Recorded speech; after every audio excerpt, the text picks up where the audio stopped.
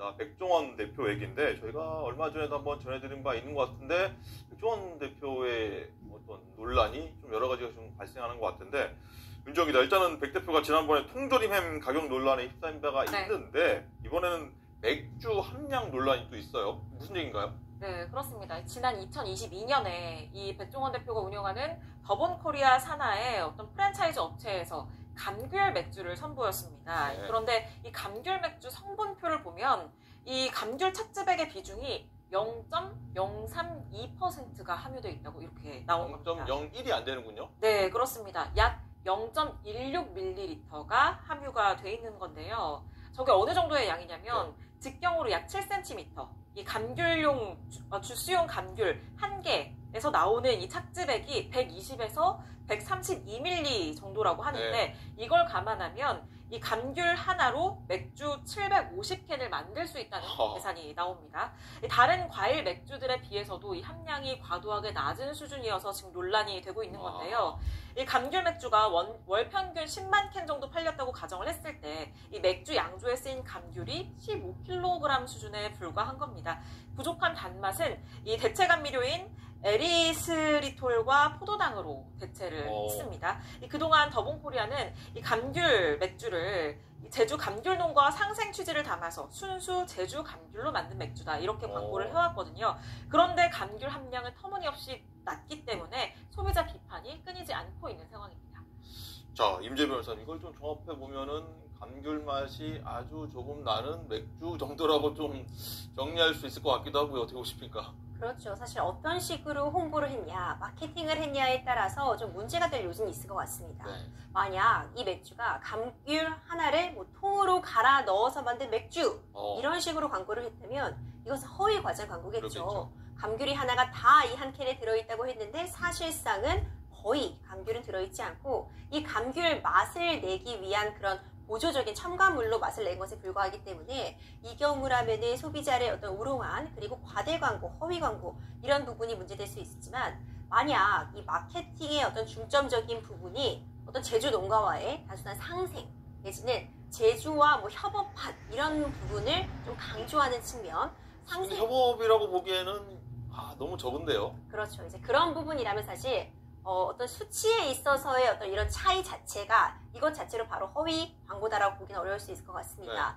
다만 이제 이런 부분이 소비자들은 믿고 구입하는 경향이 있잖아요. 특히 백종원 대표의 어떤 그 1인 브랜드 가치 그리고 지금 백종원 대표가 해오는 많은 일들이 상생을 강제하고 있는데 상생이 되려면 말씀 주신 것처럼 실제로 감귤 농가에게 감귤을 많이 사와야지 상생이 되는 측면이 있을 텐데 이렇게 적은 감귤 함유량을 갖고 있다면 0.01%가 안 되는. 그렇죠. 백종원 대표 입장에서는 홍보 효과는 누리고 실제로 상생은 제대로 이루어지지 못하고 있다 이런 비판을 받을 수 있을 것 같은데 이 자체로서 허위 과장 광고다 이렇게 단정하기는 현재로서는 어려운 측면이 있습니다. 그렇군요. 백종원 대표하면 뭐 음식이라고 하면은 굉장히 많은 분들이 관심이 있고 이렇게 사먹는 그런 좀 경향이 있었는데 좀 안타깝기도 한데 윤정 기자, 일단은 최근에 백종원 대표 같은 경우에는 뭐 유튜브에 이제 가스통을 실내에 두고 사용했다. 이거 때문에 저희가 전해드린 바가 있었는데 논란이 계속 이어지는 것 같아요. 네, 그렇습니다. 그 가스통 논란 때문에 이 더본코리아 과태료 100만 원 처분을 받기도 했는데요. 그런데 거기에 이어서 또 행정처분을 좀 위반했다. 이런 지금 논란이 일고 있습니다. 이 충남 예산군 오가면에 더본코리아의 백석 공장이 있는데 여기 인근에 비닐하우스를 용도와 다르게 사용을 했다는 겁니다. 그렇기 때문에 행정기관으로부터 행정명령 사전 통지를 받고 철거한 사실이 최근에 알려졌는데요. 이 해당 비닐하우스 지난 2012년에 설치를 했을 당시에는 농업용 고정식 온실, 그러니까 농업용 비닐하우스로 사용을 하겠다라고 신고를 했습니다. 그런데 알고 보니까 창고로 쓰이고 있었다는 겁니다. 이게 지난해 10월에 국민신문고에 이 관련된 민원이 접수하면서 알려졌는데 여기에 따라서 지난해 12월에 비닐하우스를 철거했다. 이런 내용까지 알려지면서 지금 논란이 더해지고 있는 상황입니다. 네, 임재 변호사님, 일단은 백종원 대표라고 하는 건 굉장히 좀 셀럽 아닙니까? 굉장한 셀럽인데 엄격한 너무 잣대를 들이대는 거 아니냐 인지에 대한 또 생각도 들기도 하는데 어쨌든 백종원 대표 본인 자체가 브랜드인데 좀 이미지 타격이 최근 논란이 불거지면 좀 있을 것 같긴 합니다. 그렇죠. 이제 이런 부분도 좀 더 만전을 기해서 준비를 해야 된다 이런 취지로 좀 얘기를 드릴 수 있을 것 같아요. 앞서 이 가스통 사용 논란 이런 부분 같은 걸 보면 사실 백종원 대표 측에서 공개한 영상에서 드러났던 부분입니다.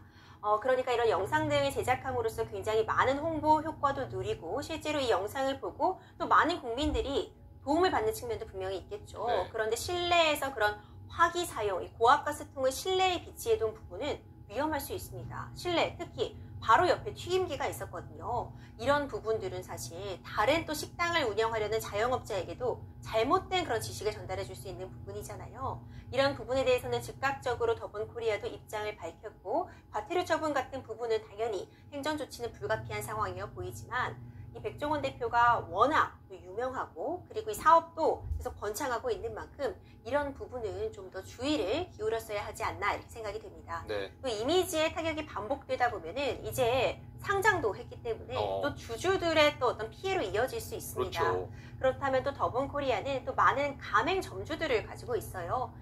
여러 피해가 또 연속적으로 발생할 수 있다는 점도 좀 감안해야 될 것 같습니다. 네. 대중에게 굉장히 친근한 이미지였던 만큼 그에 걸맞는 조치 내용도 한번 기대해 보도록 하겠습니다.